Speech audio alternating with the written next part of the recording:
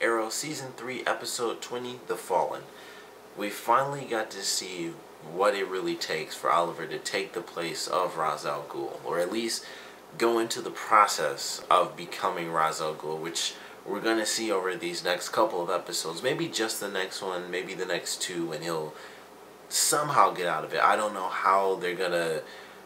I don't know what they wrote for, these next couple episodes, but if there's some way where Oliver gets out of the League of Assassins and everything works out fine, that's going to be insane to see. So we finally got, after all this time, after, the introduction of the League of Assassins, this whole season, the big thing was, Ra's al Ghul, who a lot of people already know from the DC Universe, probably mostly from Batman more than anything else. But Ra's al Ghul's in the show. We got all sorts of things, involving that. And it's finally led up to this moment where Thea almost dying and having to be brought back, which fortunately didn't have any permanent side effects. It was like a temporary, super crazy thing. But fortunately, everything's going to be fine. At least seemingly, she's completely recovered towards the end of this episode. But in order for that to take place, in order for Oliver to finally be pushed to this limit, he had to make this deal. He had to save his sister. And that's what he does. He makes the deal to become the next Ra's al Ghul. He is Al-Sahim now. He is just Al-Sahim, the Arrow, heir to the demon. And it was definitely a great episode where, a lot of characters had to deal with the fact that him saving his sister meant that he had to give up himself. And he's fine with that, but of course the people around him aren't, and they want to protect him. Especially Felicity, who, in this episode does ultimately say that she loves him. And I kind of like the way they did things between Felicity and, I can't even think of his name right now, Ray Palmer. And it was kind of simple. It was like he saw what happened in the last episode with Roy when he was leaving, and how Oliver and Felicity kind of had that little moment. It was just a simple little thing, but he recognized it enough, and that kind of mixed with the fact that, I love you, let me get you some Jello, kind of makes it easy. So, I kind of like the way they made that simple. It was like, it sucks, but I realized something I should have realized a long time ago. And you can't love me because you're in love with him. And they made it simple. It's really sucked for both of them. And Felicity said she didn't want to hurt him, but that's just how it was. It's how she feels. And so they made it fairly simple.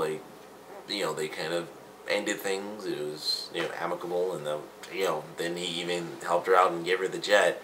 So it worked out fine. He's still going to be in the series.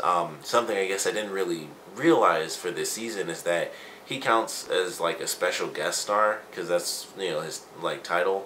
But I'm assuming he's gonna be a regular in the next season, hopefully. I actually like his character, and plus, if they got rid of him, we obviously wouldn't have the Atom anymore. And he technically doesn't have to become a series regular for him to obviously be in the series. But I think if we saw more of him, that would mean we'd get... It would be a lot faster for us getting to, here's the Atom, and possibly, the Atom that we know from the comics, who is actually able to shrink down and stuff like that. So, I'm not sure how that's going to play out, or how they're going to really bring him into the show now that he and Felicity aren't together, because that was really the big tie. Even before they were together, it was obviously Felicity and Ray Palmer. And then when they were together, it was Felicity and Ray Palmer. So now that they're not a thing, we may not see them at work nearly as much, because it'll be less, funny, awkward between them, and more drama than, just entertainment. It would still be entertaining, because they kind of have to juggle around that. But it wouldn't be as silly and funny. It would be more like, I really loved you, and you love someone else the whole time. So I'm not sure how it's going to play out with him, but, it kind of gave us the chance to see Felicity tell Oliver that she loved him, and, they get to having TV sex, which is let's spontaneously do it, and, I don't know, the magic of love gives us condoms or something. I don't know. I always think of that in TV shows where it's oh, we're finally randomly doing it. It's people always need condoms because they have babies and stuff. I don't know. It was just the first thing that popped in my head, they brought condoms. That's what I'm supposed to believe. But it's TV. That's just how it happens. It's like, oh, we just randomly do this, and there's totally not that 10 minutes where it's like, we gotta stop because we need this and we gotta do that. Just give me a second. So I just thought that was really funny. But it was a really serious moment, and they finally have like a huge moment between them where, although they both knew that they cared for each other since the beginning, really. it was um it was different. They were actually intimate. They were physical with each other, and that was the next level. It was the ultimate level, really. And neither of them wanted to lose each other, but Felicity felt that she had to do something to try to get Oliver out of there. And just everyone, we sneak out of here and we go. And unfortunately, it didn't work. So they at least get to survive. That's one good thing about it. They get to survive. But it did lead to a really awesome moment with Oliver when he woke up from the drug, and he's like, hold, and he's like, I am Elsa Him, heir to the demon, and you will put your weapons down, like you will obey.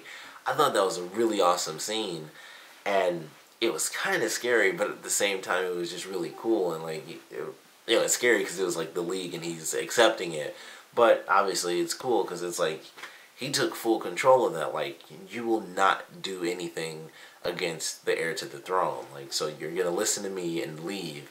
And it was just kind of awesome. I thought it was just a really cool moment. So I did enjoy that. Although it did, end by him having to take everyone and say, of course I would love to go back home, but I can't. I have to honor this agreement because he saved my sister, and if I don't, then this will just happen all over again. He'll kill everyone, especially at this point. I, kind of make a deal with him, and I betray that deal, and he's just gonna destroy us all. He will kill everyone. So, Oliver's with the League. He gets the tattoo. Like the whole season, they had the thing where the symbol changed for the beginning of the season to this League of Assassins symbol. And, in this episode, he's finally branded with it, which is just like yet another thing just put on his body. Like, he had like the 2 big scars on his back. He has like, the tattoos and burn marks and this and that. And it's like, and here's something else for you.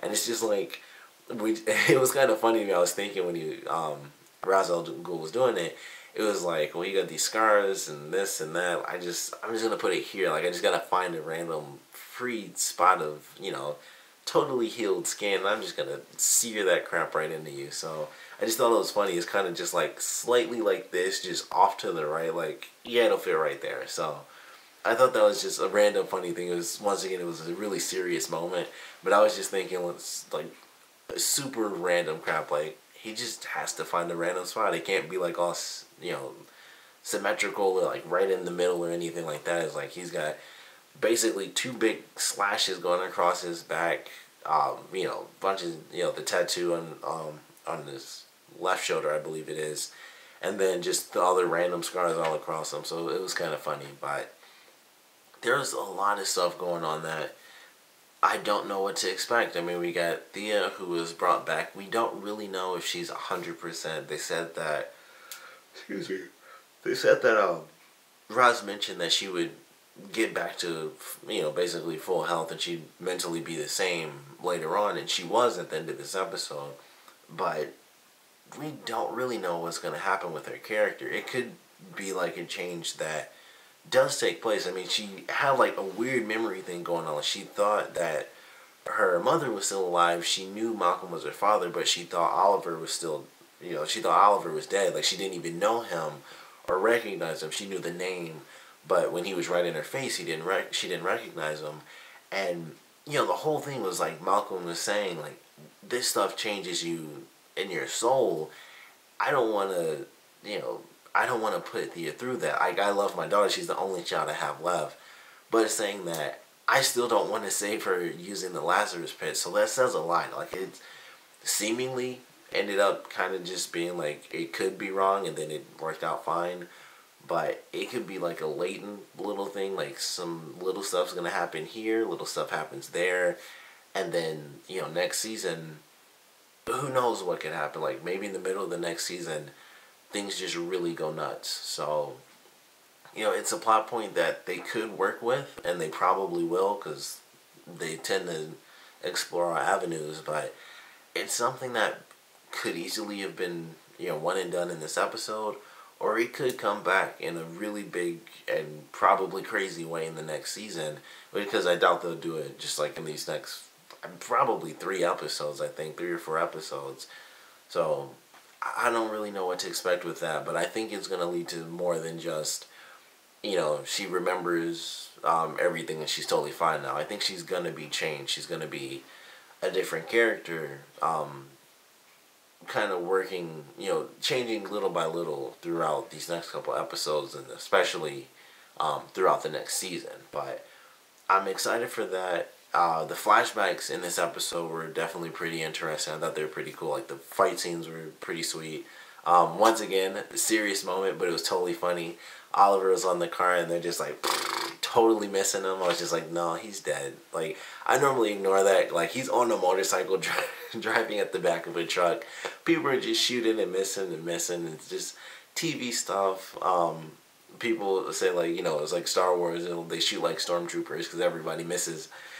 And, in this one, it just was like, nah, he got out of the car, stood on top of it, and he's shooting, they're shooting and stuff. He was missing, too. Like, him and Maceo were missing like crazy. I don't think Maceo hit anybody when he was shooting. Oliver didn't hit anybody. He rolled down to the back of the car. And was, like, sliding on the street and stuff, which I thought was actually a really cool stunt that they had going. That was actually pretty sweet. And then, he climbs up.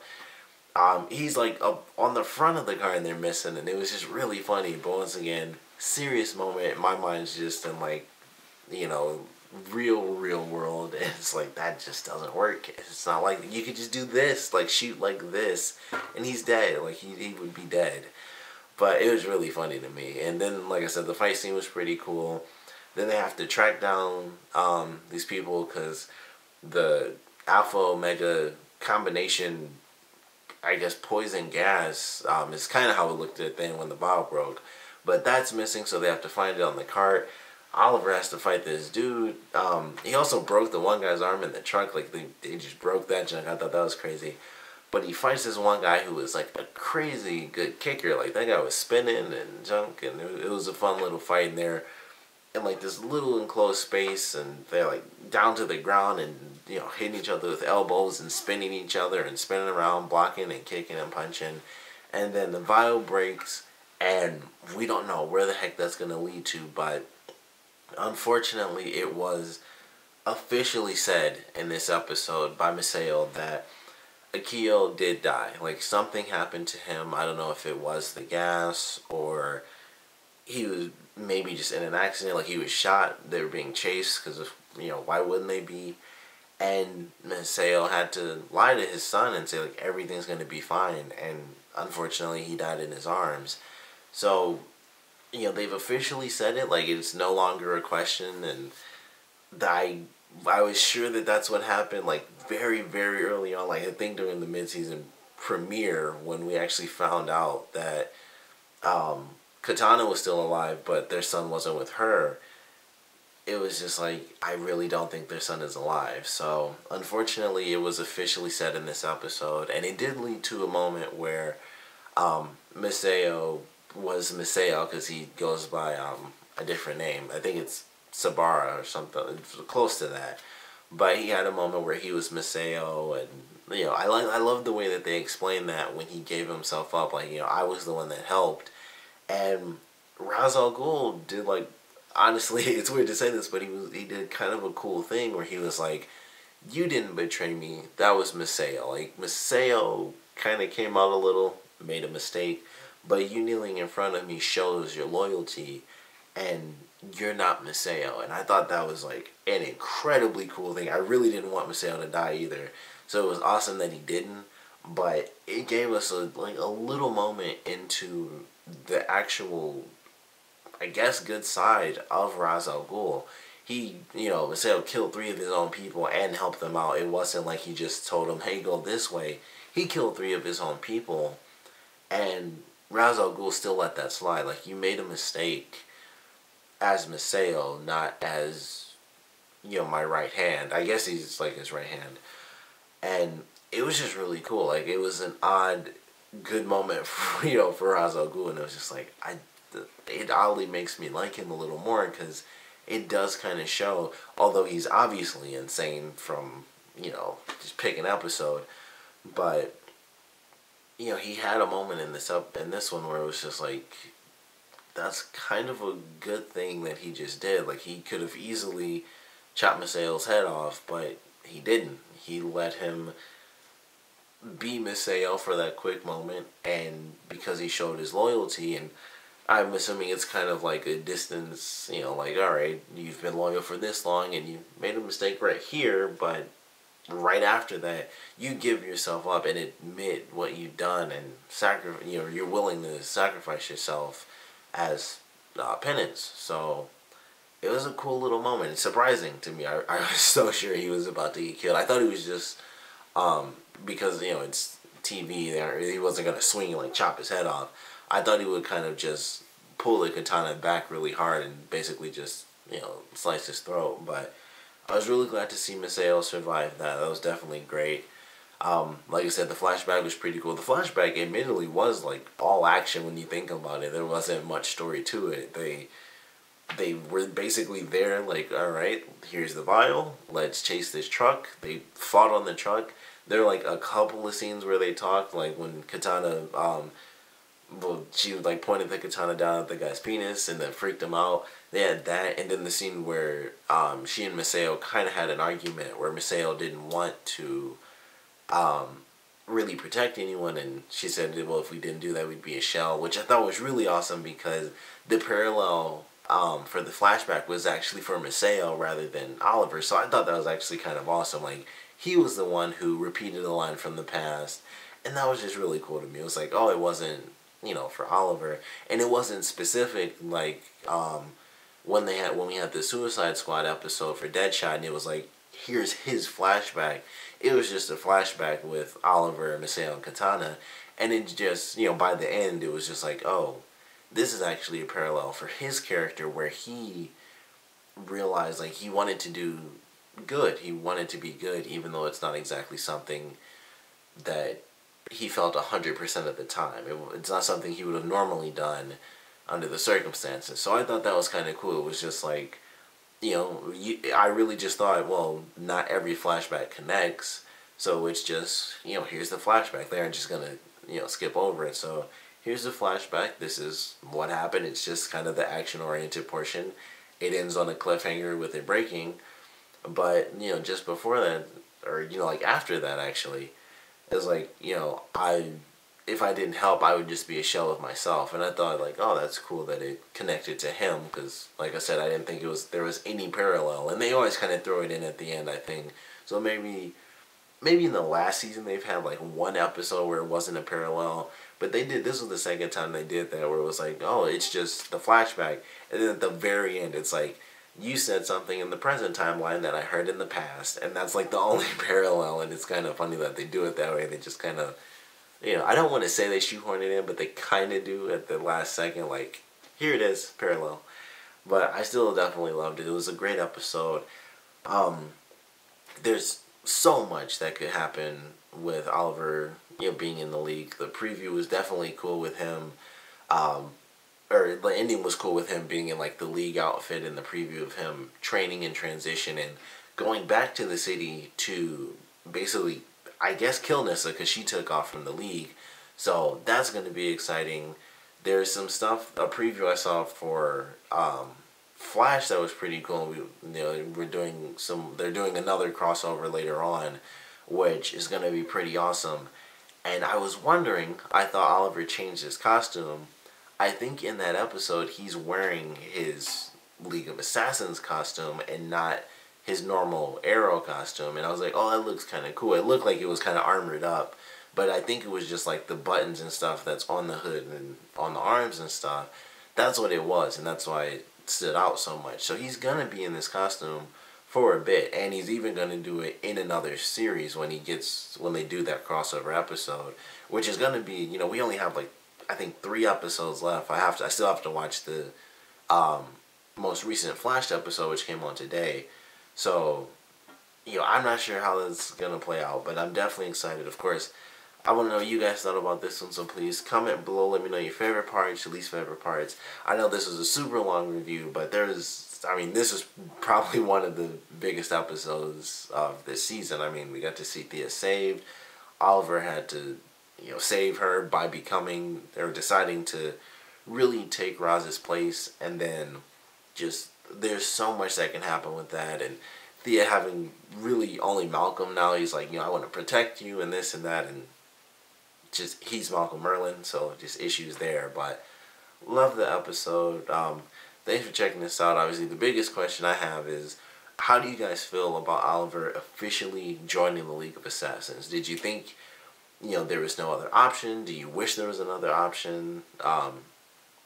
Did you think he would just keep fighting back, or there was nothing that could make him change, or when did you guys think this was going to take place, if at all? Because for me, I really didn't think it was going to happen. I thought, admittedly, they kind of had the trailers where you could see he was there and stuff, and I was like, he probably accepts it at some point because he has no choice, and he kind of didn't. But I had no idea what to expect. He kept fighting back after everything just kept going wrong for him. So I wasn't sure how long it was going to be, or if it would go on forever, but it was definitely awesome. I want to know what you guys thought about it. So like I said, please comment below, let me know, and thanks for watching.